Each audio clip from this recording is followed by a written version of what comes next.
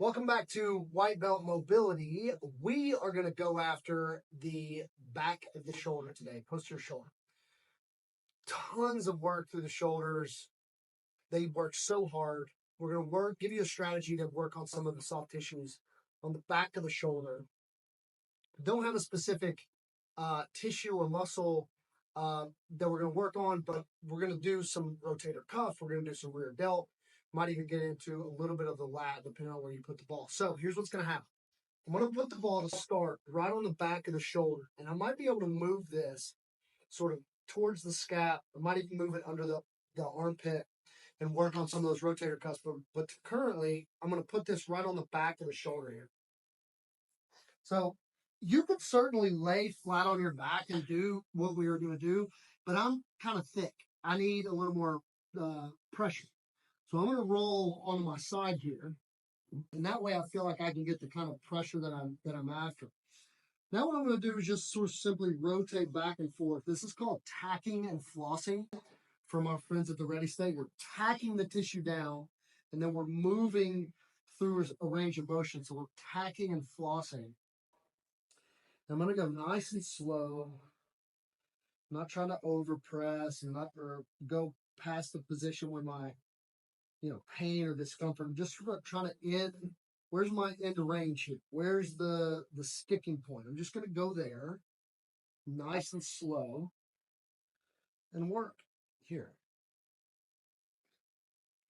Now, we can even do some contract and relaxes. So let's say I want to use a contract and relax on this external rotation piece. I'm going to get to my end range. I'm going to contract for 4 seconds. 4.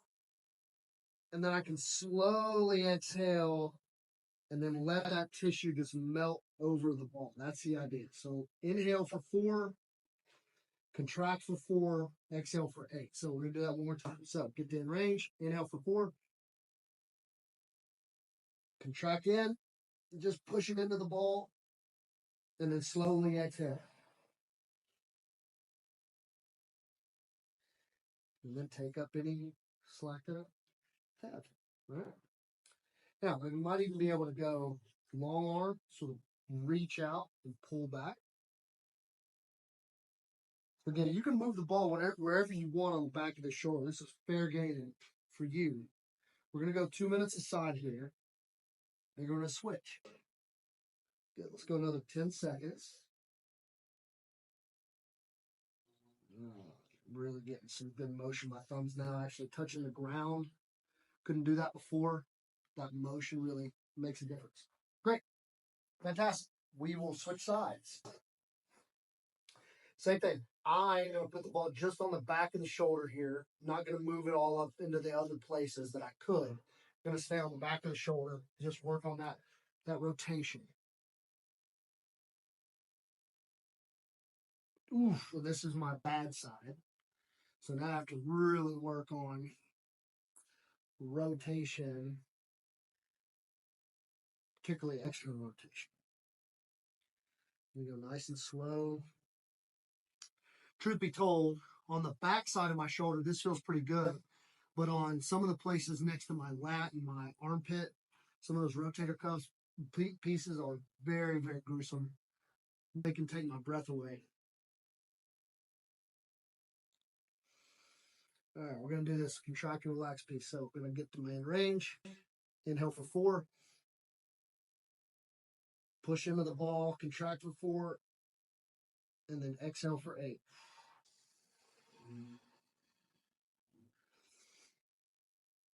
It's weird. A lot of times, the stiffness or range of motion, it's for a host of reasons, right? It could be that the muscle is actually stiff. It could be that your brain just doesn't want to give you access to that position. And that contract and relax allows the brain to be like, okay, I can kind of give it to you here. We're nice and safe. Everything's good to go. It's going to give you that range of motion. We're going to contract and relax again in range. Inhale for 4. Contract for 4. And then exhale for 8.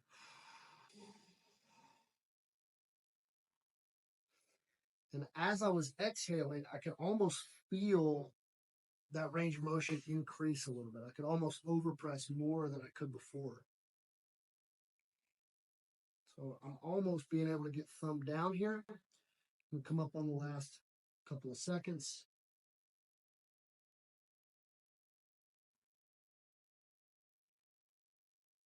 All right, fantastic. Posterior shoulder, a lot of soft tissue back there that you can work on. 2 minutes aside is absolutely a doable thing a few times a week, depending on how roasted your shoulders are. If that is your strategy for the posterior shoulder, we will see you next time.